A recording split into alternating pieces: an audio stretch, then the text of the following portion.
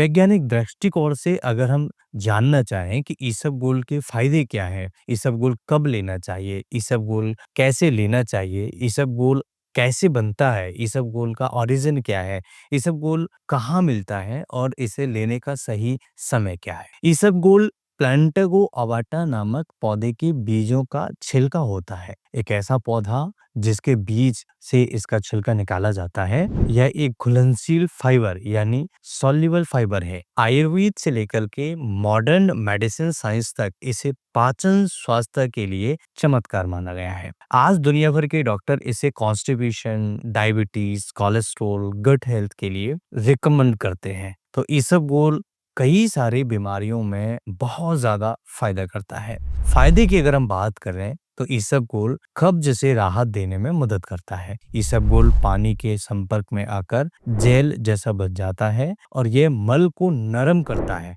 और आसानी से बाहर निकालने में मदद करता है। क्लिनिकल स्टडीज के हिसाब से अगर हम देखें तो रोजाना 5 से 10 ग्राम इसबगोल से क्रॉनिक कॉन्स्टिपेशन में सुधार होता है। यानी कि अगर हम कॉन्स्टिपेशन से परेशान हैं, हमारे फैमिली मेंबर्स कॉन्स्टिपेशन से परेशान हैं, तो इसका बहुत अच्छा फायदा मिल सकता है। दूसरा इसका मेजर बेनिफिट होता है म्यूसिलेज डायरिया में यानी दस्त में। म्यूसिलेज स्टूल को बांध देता है, यानी कि जो स्टूल बहुत ज्यादा म्यूसिलेज इस तरह का स्टूल आता है तो उसे बांधने में मदद करता है। साथ ही साथ दही या छाछ में मिलाकर लेने से लूज मोशन जल्दी कंट्रोल होता है। आप सीधा अगर इसबगोल का सेवन करेंगे तो शायद फायदा ना हो, लेकिन अगर आप इसे दही या छाछ में मिलाकर के लेते हैं तो आप यकीनन दस्त की समस्या को बड़ी इजीली फास्ट तरीके से कंट्रोल कर सकते हैं। इसका तीसरा मेजर बेनिफिट होता है शुगर कंट्रोल। इसबगोल भोजन से ग्लूकोज के अवशोषण को धीमा करता है। अब जो आप खाना खा रहे हैं इसके बाद में जो डाइजेशन की प्रक्रिया के बाद जो ग्लूकोज निकलता है इसके अवशोषण यानी एब्जॉर्प्शन को धीमा करता है। इससे पोस्ट मील शुगर स्पाइक नहीं होता, यानी खाना खाने के बाद जो शुगर आपका स्पाइक होता है एकदम से बढ़ जाता है, वो कंट्रोल हो जाता है, बढ़ता नहीं है। रिसर्च बताती है कि 5 ग्राम इसबगोल रोज लेने से HbA1c में सुधार होता है। अब ये HbA1c क्या होता है? ये हमारे शुगर के बारे में जानकारी देता है कि ओवरऑल हमें शुगर है या नहीं है, आगे हो सकती है या नहीं हो सकती है। ये सारी स्टडीज के माध्यम से हम पता लगा सकते हैं। इसका फोर्थ मेजर बेनिफिट होता है कोलेस्ट्रॉल और हार्ट हेल्थ के लिए। अब आप कहेंगे कि इसमें कोलेस्ट्रॉल और हार्ट हेल्थ कहाँ से आ गई? देखिए, सॉल्युबल फाइबर बैड कोलेस्ट्रॉल यानी LDL को कम करता है, जिससे हार्ट हेल्थ हेल्दी रहती है, यानी कि हमारा हार्ट डिसीज का रिस्क कम हो जाता है। जो LDL होता है, लो डेंसिटी लाइपोप्रोटीन इसे हम कहते हैं, और जब ये हमारे शरीर के अंदर कम होता है तो हमारे हार्ट हेल्दी रहता है और हमारे हार्ट को हेल्दी रखने में मदद मिलती है हमारे पूरे बॉडी को। WHO और FDA दोनों ने psyllium husk को कोलेस्ट्रॉल मैनेजमेंट के लिए अप्रूव किया हुआ है। यानी कि अगर आप ये कहें कि ये वीडियो आप सही मायने में देखा जाए कि इस वीडियो में आप जो जानकारी दे रहे हैं वो ऑथेंटिक है या नहीं, तो WHO जो बर्थ ऑर्गेनाइजेशन है और FDA ये दोनों ही psyllium husk को अप्रूव कर चुके हैं कोलेस्ट्रॉल के मैनेजमेंट में। इसका पांचवा मेजर बेनिफिट होता है वजन घटाने में सहायक। यह पेट में फूल जाता है, वजन घटाने में मदद करता है।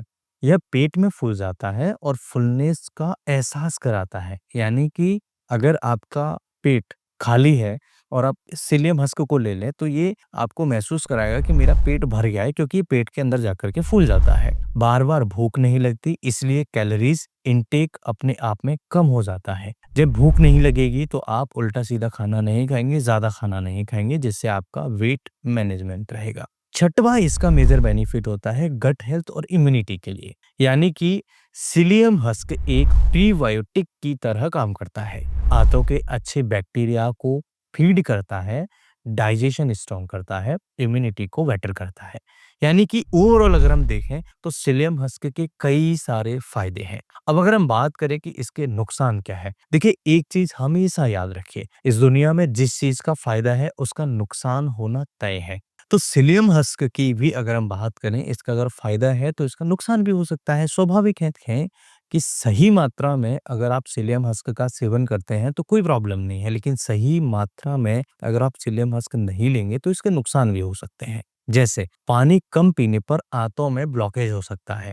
दूसरा, शुरू में गैस और पेट फूलना, ये इसके कुछ साइड इफ़ेक्ट्स हैं, ये भी हो सकता है। ओवरडोज़ की स्थिति में यानी कि अगर आप ज़्यादा इसे ले लें, तो लूज़ मोशन भी लगा सकता है, यानी कि अगर आप सही मात्रा में लेंगे, तो ये लूज़ मोशन को ठीक कर रहा है। लेकिन अगर आप इसको ज़्यादा डोज़ में ले लेंगे, तो ये लूज़ मोशन को लगा भी सकता है, यानी कि दस्त भी लगा सकता है और डिहाइड्रेशन हो सकता है। डिहाइड्रेशन यानी कि शरीर में पानी की कमी होना। रेयर केस में एलर्जी, खुजली, सूजन, सांस लेने में परेशानी भी हो सकती है। ये बहुत रेयर होता है अगर आप सही तरीके से नहीं लेंगे तो। इसलिए डॉक्टर हमेशा सलाह लीजिए। एज़ अ डॉक्टर मैंने आपको बहुत इम्पोर्टेंट इन्फॉर्मेशन इस वीडियो में शेयर की है। हमेशा कहते हैं इसबगोल के साथ पर्याप्त पानी पिएँ। अब अगर बात करें कि इसबगोल कब और कैसे लेना चाहिए? इसबगोल कब लेना चाहिए? इसबगोल कैसे लेना चाहिए? नंबर 1, कब्ज़ अगर किसी को होता है तो 1 से 2 चम्मच गुनगुने पानी या दूध में घोलकर रात में सोने से पहले लेना चाहिए। कब्ज़ की प्रॉब्लम दूर हो जाएगी। दूसरा, अगर किसी को दस्त है तो दही या छाछ में 1 चम्मच मिलाकर के दिन में 2 बार सुबह और शाम को लेना चाहिए। अगर किसी को शुगर या कोलेस्ट्रॉल कंट्रोल करना है तो खाना खाने के 30 मिनट बाद 5 ग्राम पानी के साथ आपको लेना चाहिए। ये विशेष टिप्पणी आपको हमेशा याद रखनी है। नंबर 4, अगर किसी को वज़न घटाने के लिए लेना है, तो खाना खाने से 30 मिनट पहले पानी में घोल कर लीजिएगा। ये बहुत इम्पोर्टेंट है। इसके साथ हमेशा 1 से 2 गिलास पानी ज़रूर पिएँ इसे लेने के बाद में, क्योंकि ये पेट के अंदर फूल जाता है, जिससे ब्लॉकेज कर सकता है और आपको फुलनेस तो महसूस कराता ही कराता है। तो दोस्तों, इसबगोल कोई साधारण घरेलू नुस्खा नहीं है, बल्कि एक वैज्ञानिक रूप से प्रमाणित फाइबर सप्लीमेंट है। सही तरीके से लिया जाए तो ये आपकी पाचन शक्ति, शुगर कंट्रोल, शुगर, कोलेस्ट्रॉल और वज़न को सबको कंट्रोल कर सकता है। लेकिन याद रखें, गलत तरीके से खाने पर फ़ायदे की जगह नुकसान भी हो सकता है। इसलिए हमेशा इसका इस्तेमाल हमेशा सही मात्रा और पर्याप्त पानी के साथ ही करें। दोस्तों, ये वीडियो आपको कैसा लगा? मुझे कमेंट करके ज़रूर बताइए। आगे हम समझेंगे कि जिनको गले में खराश रहती है, गला चौक हो जाता है, जिनको गले में खराश रहती है, गला चौक हो जाता है, इन लोगों को कैसे कंट्रोल करना चाहिए। दोस्तों, वीडियो अच्छा लगे तो अपने दोस्तों के साथ शेयर करिएगा, कुछ पूछना चाहे तो कमेंट करिएगा। मैं फिर मिलूँगा इसी तरह के किसी इंटरेस्टिंग और ट्रस्टेड वीडियो में। तब तक के लिए स्वस्थ रहिए, मस्त रहिए, मुस्कुराते रहिए। नमस्कार, जय हिंद।